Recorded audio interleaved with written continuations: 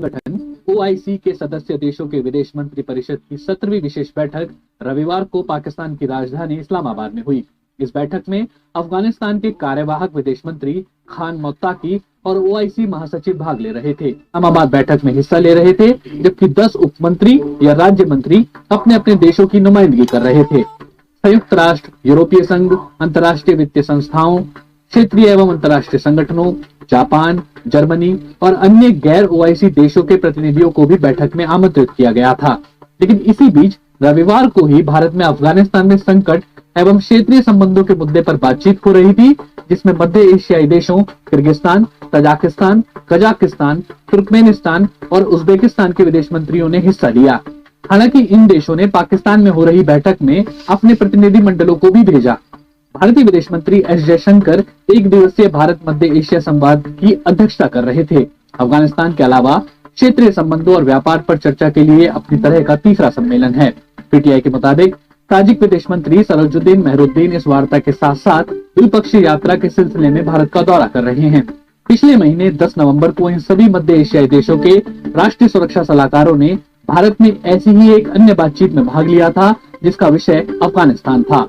इस वार्ता में रूस और ईरान के राष्ट्रीय सुरक्षा सलाहकार भी मौजूद थे। दिल्ली में रविवार की बैठक में भाग लेने वाले देश ओआईसी के सदस्य हैं और उनमें से 3 तजाकिस्तान, तुर्कमेनिस्तान और उज्बेकिस्तान अफगानिस्तान के साथ सीमा साझा करते हैं।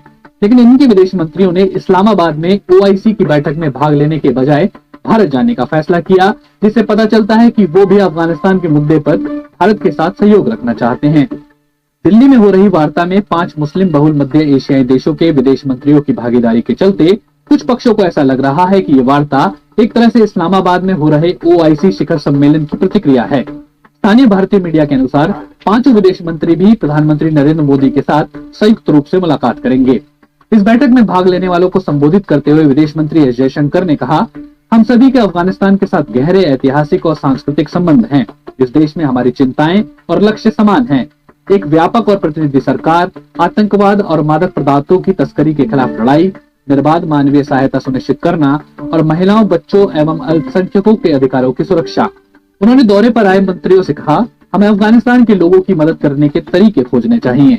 पाकिस्तान के पूर्व विदेश सचिव एजाज चौधरी के मुताबिक इस्लामाबाद में हुई बैठक काफी अहम है, क्योंकि पाकिस्तान अफगानिस्तान का पड़ोसी देश है और इस वक्त अफगानिस्तान में हालात नाजुक हैं। राजनीति की नहीं, अंतर्राष्ट्रीय सहायता की भी आवश्यकता है। इसमें मुस्लिम जगत की अपनी भूमिका है। उन्होंने बीबीसी उर्दू से कहा कि इस्लामाबाद में ओआईसी की बैठक का मकसद ये होना चाहिए कि अफगानों तक मदद कैसे पहुंचाई जाए।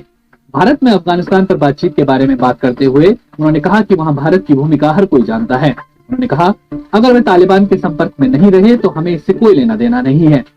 उनके मुताबिक जाहिर तौर पर हर कोई किसी न किसी तरह से अफगानिस्तान में स्थिरता लाना चाहता है और अगर भारत की भी यही मंशा है तो ये समझ में आता है। चौधरी के अनुसार तुर्कमेनिस्तान, उज्बेकिस्तान और तजाकिस्तान सहित मध्य एशियाई देशों के पाकिस्तान के साथ अच्छे संबंध हैं, इसलिए भारत और पाकिस्तान के सम्मेलन की तुलना नहीं की जा सकती। उन्होंने कहा कि तालिबान के आने के बाद अफगानिस्तान पर लगाई गई पाबंदियों को हटाने के लिए विश्व शक्तियों पर दबाव डाला जा रहा था। ये मानवीय करुणा की बात है, ये राजनीति नहीं है।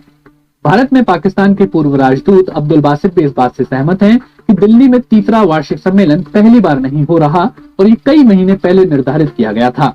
उनके विदेश मंत्रियों का जाना जरूरी था। उन्होंने कहा कि दूसरी ओर इस्लामाबाद में अफगानिस्तान की स्थिति पर विशेष ओआईसी बैठक केवल 2 सप्ताह पहले निर्धारित की गई थी और कई विदेश मंत्री शामिल नहीं हो रहे थे। इस्लामाबाद में हुई बैठक में उनकी जगह उप मंत्रियों और विशेष प्रतिनिधियों ने भी हिस्सा लिया। ऐसे में दोनों को जोड़ना उचित नहीं है। बासित के अनुसार अफगानिस्तान में स्थिरता सभी पक्षों के लिए सर्वोच्च प्राथमिकता होनी चाहिए, क्योंकि यदि संकट बिगड़ता है तो देश गृह युद्ध में लौट सकता है, जो किसी के हित में नहीं है। भारत के विदेश मामलों की विशेषज्ञ अनुराधा चिनॉय ने बीबीसी उर्दू को बताया कि संवाद भारत और मध्य एशियाई देशों के विदेश मंत्रियों के बीच हो रहा है। ये मध्य एशिया के बारे में है, ओआईसी के बारे में नहीं। जिस तरह भारत के सोवियत संघ के साथ अच्छे संबंध थे, अब उसके मध्य एशियाई देशों के साथ अच्छे संबंध हैं। उन्होंने कहा कि अफगानिस्तान को लेकर भारत और पाकिस्तान समेत पूरी दुनिया की चिंताएं हैं। ये स्थितियां अफगानिस्तान तक ही सीमित नहीं रहेंगी। जैसे लड़ाई केवल सीमाओं तक ही सीमित नहीं है, वैसे ही मानवाधिकार संकट सीमाओं को पार कर सकता है। अनुराधा का मानना है कि अफगानिस्तान की समस्या न केवल सुरक्षा का मुद्दा है, बल्कि इससे शरणार्थी संकट भी पैदा हो सकता है और मादक पदार्थों की तस्करी भी बढ़ सकती है। भारत नहीं चाहता कि ओआईसी में कश्मीर का जिक्र हो, लेकिन वो अपने फायदे के लिए ओआईसी देशों के साथ संपर्क बनाए रखना चाहता है, चाहे वो तेल हो या सुरक्षा का मसला हो। open